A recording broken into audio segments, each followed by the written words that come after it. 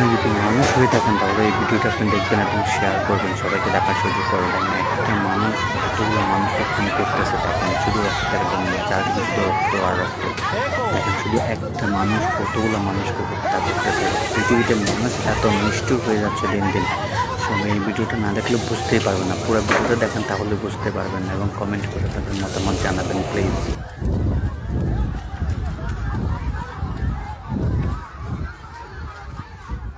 একটু দেখি